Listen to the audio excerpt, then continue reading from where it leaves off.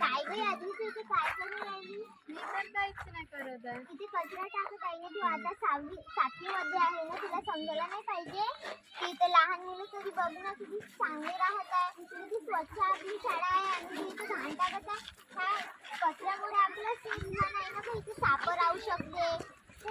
आता तू हे कचरा टाकत आहे, 7वीत आहे ना तू. तुझंच काम तू लहान मुलं टाकतील तर मग कसं होईल?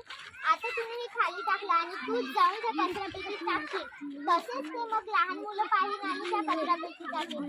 यानं आपली शाळा खूप सुंदर राहील, आपला समाज खूप सुंदर राहील आणि घाण पण नाही होणार, स्वच्छ राहील सगळं. ओके, ठीक आहे.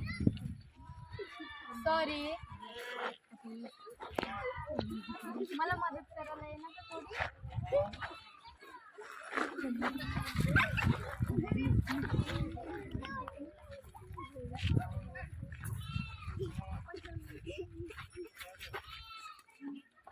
सॉरी, मला माफ करा. कारण की मी माझी खूप खूप खूप चुकलं. कारण की मी या परिसरामध्ये कचरा टाकला आणि घाण पण करत होती या परिसर. त्याबद्दल मी तुमची माफी मागते. तुम्ही माफ करू शकता. बघ बरं आता किती आपला शाळा सुंदर दिसत आहे, किती स्वच्छ परिसर दिसत आहे. हो ना.